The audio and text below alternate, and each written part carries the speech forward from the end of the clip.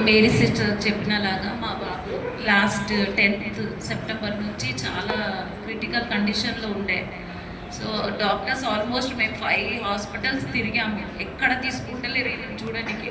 లాస్ట్కి రెయిన్బో హాస్పిటల్లో చూశారు, కానీ అప్పటికి వాళ్ళు అన్నారు ఈ బాబు ఏం రెస్పాన్స్ ఇస్తలేడు, సో మేమేం చెప్పలేము ఆయనకి, ఆయనని గిచ్చుతున్నారు కొడుతున్నారు కానీ ఆయన రెస్పాన్స్ ఇస్తలేడు, ఏం చెప్పలేమమ్మా, ఆయన కండిషన్ అయితే బాగాలేదన్నారు. సో నేను Mary sister, Kiran brother, Latha sister అందరు ప్రేయర్ బాగా చేశారు. ఆ రోజు మొత్తం అందరూ ఫ్యామిలీ మెంబర్స్ కూడా చాలా ప్రేయర్లోనే పెట్టారు. ఆ నైట్ మొత్తం మాకు ఎంత ఇదిగోండంటే, దేవుడా ఏదైనా ఒక మెరుకలు చేయాలి నువ్వు నాకు.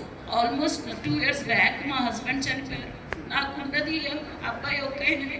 దేవా నాకు ఈయననే ఉన్నాడు, నువ్వు ఎట్లయినా ఆయనని హీల్ చేయాలి, ఆయనని నాకు ఇవ్వాలి, ఏం కావద్దని ఆ నమ్మకంతో నేను చాలా ప్రేయర్ చేసిన ఆ నైట్.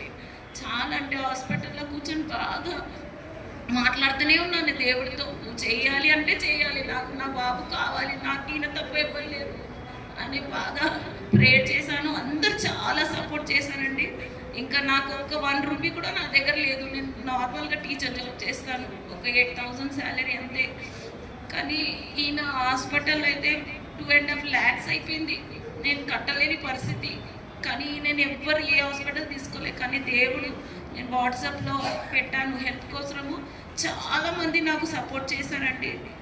ఇంకా కొద్దిగా అప్పు చేసి నేను ఈ బాబుని హాస్పిటల్ నుంచి డిశ్చార్జ్ చేసి ఇంటికి తెచ్చాను, ఇంట్లోనే ఇప్పుడు ట్రీట్మెంట్ చేపిస్తున్నాను.